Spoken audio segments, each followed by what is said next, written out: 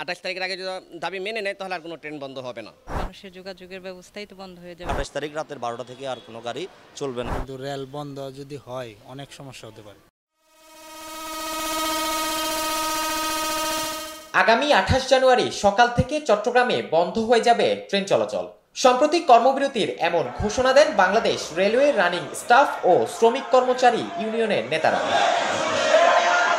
Railway running staff অর্থাৎ ট্রেনের চালক, সহকারী চালক, গার্ড এবং টিকিট পরিদর্শকেরা দীর্ঘ 160 বছর ধরে মাইলেজ সুবিধা পেয়ে আসছিলেন।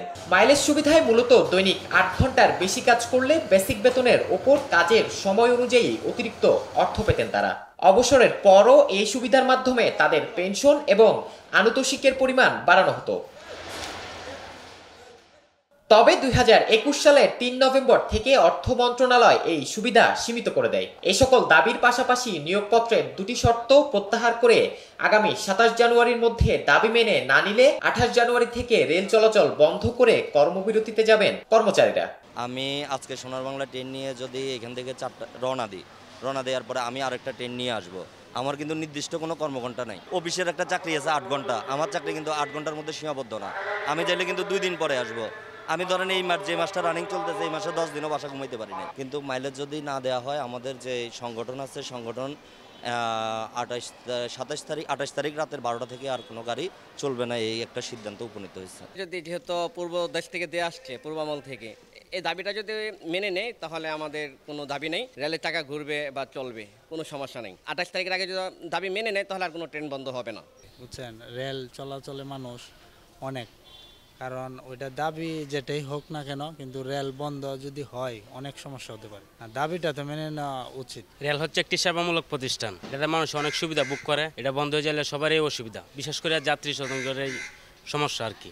আমাদের দাবি মানে নোক, সমস্যা নাই তো। রেল কর্মকর্তাদের এমন ঘোষণার পর অনেকটা বিপাকে যাত্রীরা। রেল কর্তৃপক্ষের সাথে আলোচনার মাধ্যমে এমন পরিস্থিতি নিয়ন্ত্রণে আনা হলে রেল যাত্রা স্বাভাবিক থাকবে বলে মনে করছেন ভ্রমণকারীরা। অনেক ধরনের অসুবিধা হতে পারে, মানুষের যোগাযোগের ব্যবস্থাই তো বন্ধ হয়ে যাবে। কারণ রেল হচ্ছে একমাত্র প্ল্যাটফর্ম যেটা মানুষের সহজেই এক জায়গা থেকে আরেক জায়গায় চলে যেতে পারে।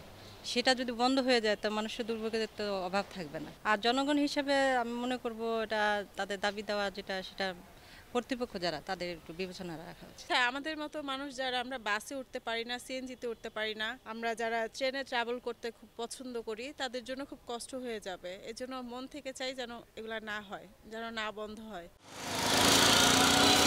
এর আগেও 2022 সালের 13 এপ্রিল কর্মবিরতি পালন করেছিলেন রেলওয়ে রানিং স্টাফরা। তখন রেল চলাচল বন্ধ হয়ে গেলে রেলওয়ে কর্তৃপক্ষের আশ্বাসে কর্মসূচি স্থগিত করা হয়েছিল। দীর্ঘ সময় ধরে চলে আসা পার্ট অফ পে অ্যালাউন্স পুনরায় চালু করার দাবি কতটা যৌক্তিক এবং এ নিয়ে রেলওয়ে পূর্বাঞ্চলের সিদ্ধান্ত জানতে মুঠোফোনে মহাব্যবস্থাপক মোহাম্মদ সবুক্তিগণের সাথে যোগাযোগ করা হলে তিনি কোনো মন্তব্য করতে রাজি হননি। তাদের দাবিটা কতটুকু যৌক্তিক এবং আপনারা কি মনে করছেন যে তাদের দাবি দেওয়াগুলো মেনে নেওয়া উচিত কিনা? আমি এই বিষয়ে কোনো কথা বলতে পারছি না, সরি। 2022 সালের পর রেলওয়ের নতুন নিয়োগপত্রে দুটি শর্ত আরোপ করা হয়েছে, যা রানিং স্টাফদের জন্য বৈষম্যমূলক বলে তারা মনে করছেন। খান মোহাম্মদ আব্দুল্লাহ, চট্টলা 24, চট্টগ্রাম।